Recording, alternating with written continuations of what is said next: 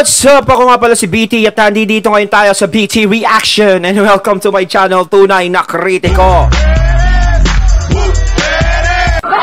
At meron tayong panonooring video ngayon. Ito po ay nagbula kay Celebrity Updates. Sa mga hindi pa po nakakabisita sa channel ni Celebrity Updates, bisita na po kayo mga katunay. At kung hindi pa kayo nakakapag-subscribe, syempre mag-subscribe na din po kayo mga katunay kay Celebrity Updates. At syempre, huwag nyo rin po sana kalimutan na mag-subscribe dito sa channel ko sa Tunay na Kritiko sa mga hindi pa nakakapag-subscribe and click the notification bell para maging updated po kayo sa mga reaction videos na aking ilalabas. At huwag na natin pagtagalin at sabay-sabay na nating panoorin ang laman ng video na hatid sa atin ni Celebrity Updates at bibigyan natin ng reaksyon. Aba, eto na, GMA, dama ang pagkatalo sa pagkampi sa tip.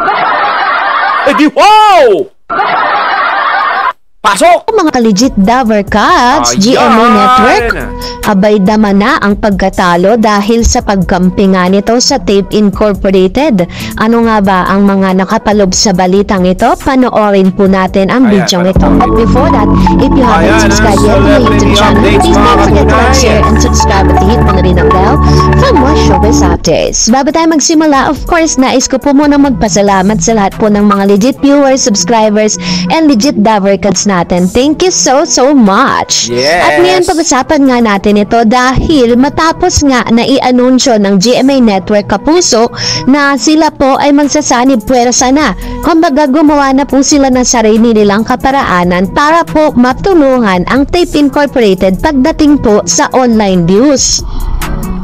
Kasi po maraming beses o ilang buwan na po na umiere ang Tape Incorporated na dito po sa kanilang network at the same time sa social media platform, pero hanggang sa ngayon ay hindi pa rin nila ito nakikitaan ng magandang feedbacks.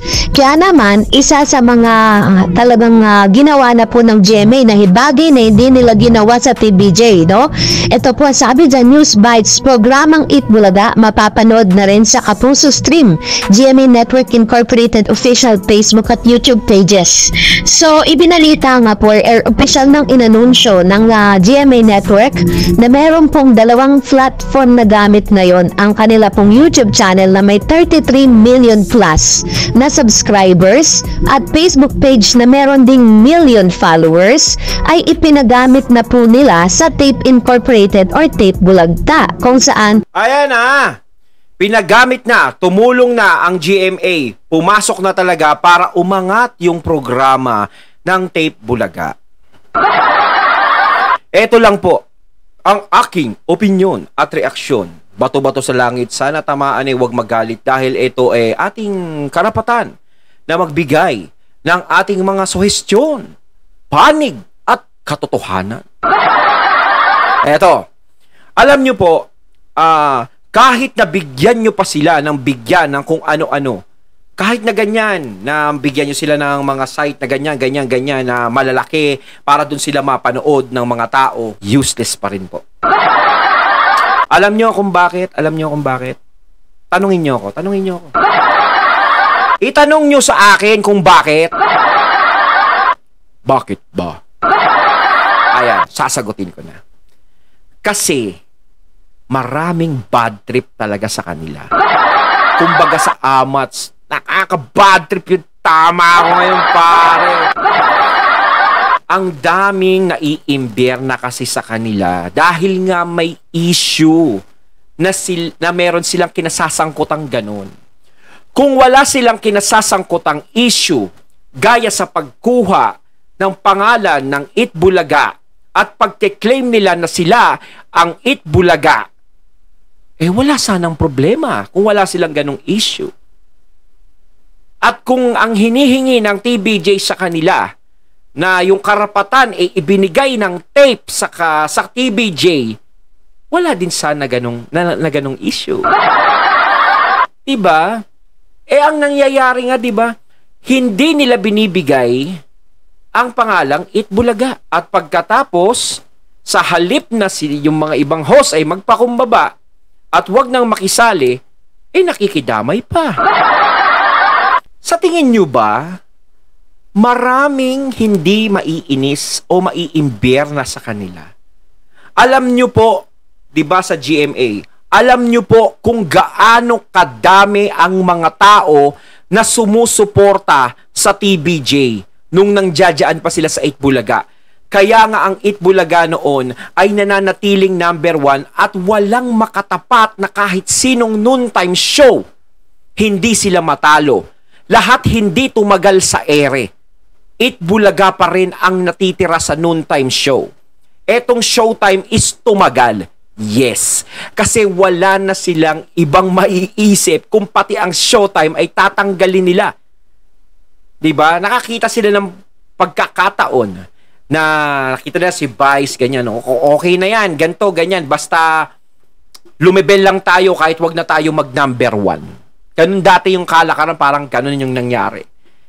So eto sa Tape Bulaga nga, kahit saan nyo po sila dalhin, hanggat naiipit sila sa issue at hanggat nakatago sila sa pangalan na alam naman ng lahat kung sino talaga ang tunay na kumakatawan dyan sa pangalan ng Itbulaga, mahihirapang suportahan yang mga yan. Diba? Hindi nyo pwedeng pilitin yung mga tao na mga TBJ supporter, yung mga dating nanonood ng Itbulaga, na manood, kumapit sa kanila. Dahil iba ang hinahanap nila. Ngayon, kung siguro walang problema na kinasasangkutan ng Tape Bulaga sa TBJ, siguro yung mga Itbulaga na nanonood dati is maaaring sumulyap-sulyap sa inyo. Dahil wala namang issue eh. Diba? Wala namang issue pinapalooban. O? Wala namang samaan ng TBJ tsaka Tape. Pero sa ngayon, hindi. Mahihirapan kayo. Diba? Mahihirapan kayo dyan. Kita nyo nga yung YouTube channel ng Itbulaga dati. Milyon ang subscriber. Pero ilan lang ang nanonood. Diba? Ito po ay gagamitin na para po sa kanilang pagla-livestream araw-araw ng kanilang programa.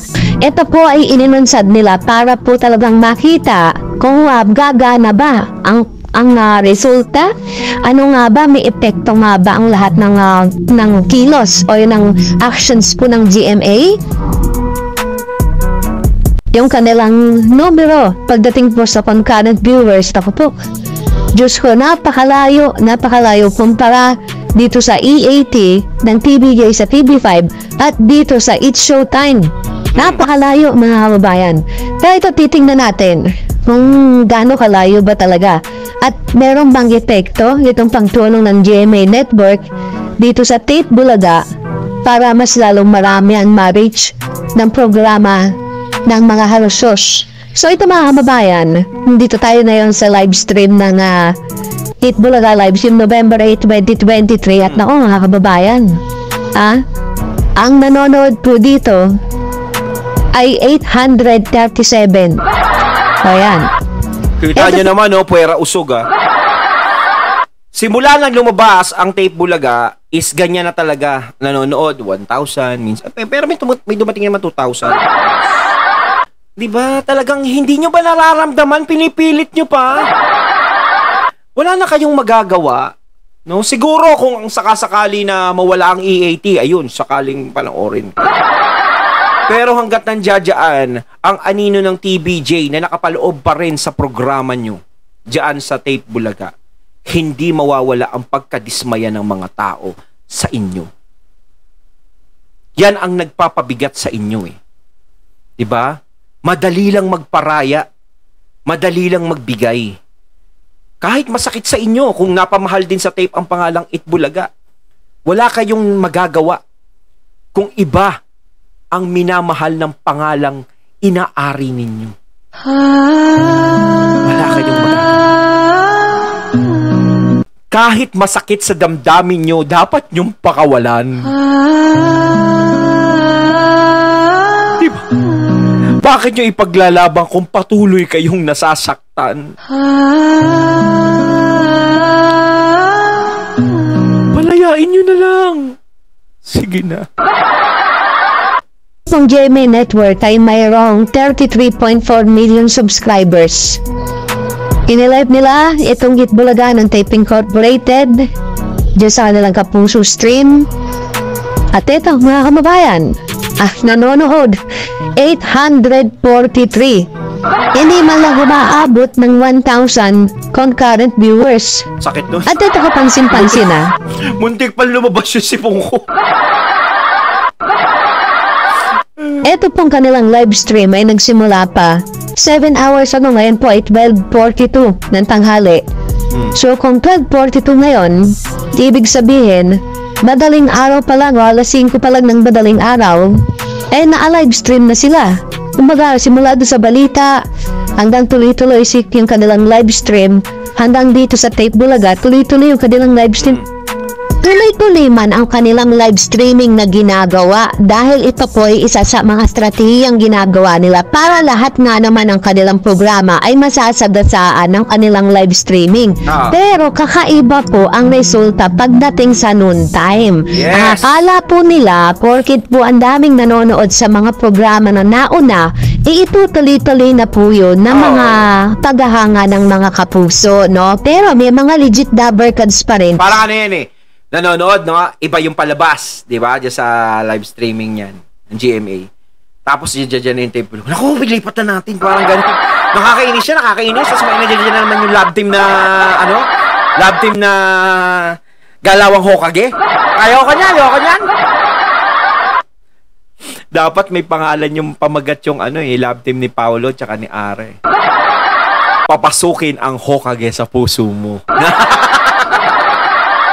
Na nagsiswitch po dun sa platform na gamit po ng TBJ sa Facebook maging sa YouTube channel.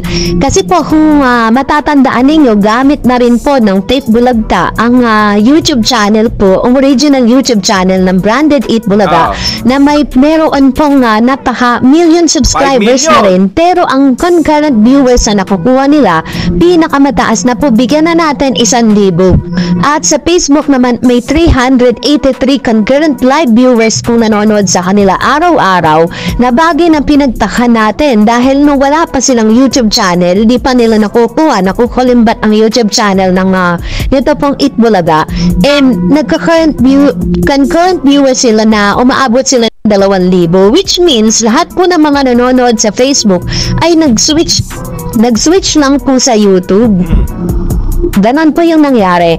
At habang sila po ay nanonood o pinanood dito po, nag-live streaming po ang GMA Kapuso stream, no? At nagkaroon lamang sila ng almost 800 viewers. What happened? Pero, eto nga Takin mo. 5 milyon tapos gano'n lang manonood.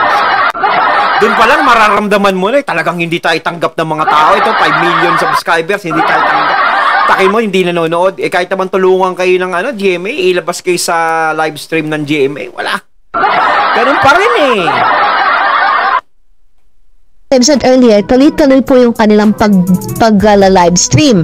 Pagkatapos po ng non-time program ng Tape Bulaga, ay kasunod nito yung Abot Kamay ang Pangarap. At dito na po dumagsa yung napakaraming viewers na meron po silang 19,000 concurrent viewers sa Facebook. At takin mo, parang napapahiyang muna, no? Tapos pagdating na Abot Kamay, balik na tayo, Sama, no? Nilalagpasan ka. Para magbibigay ng pagkain, no? 5 kayo nakapila. Tapos yung 4 binigyan. Nasa gitna ka, nilalagpasan ka ng panlima. Meron naman po silang 43,000 concurrent viewers sa YouTube, which means na talagang piling-pili lang sa mga programa ng GMA ang kanilang pinanonood ng ilan sa mga nanonood at sumusuporta sa mga programa nila. Maswerte pa nga at may mga nanonood kasi may mga legit dabbers kasi talagang totally nag-switch na po sa TV5. Ayon, natating natunghayan ng video na nagbula kay Celebrity Updates. Ayan mga katunay, kayo ano masasabi nyo tungkol dito sa video na ating napanood kay Celebrity Updates at binigyan ng reaksyon? Yung tungkol dyan sa nagsasanib na sila, nagsama-sama na, nagkampi-kampihan pa kayo. Comment lang po kayo mga katunay, may pag-asa pa kaya? So once again, I'm BT and I'm out. Peace.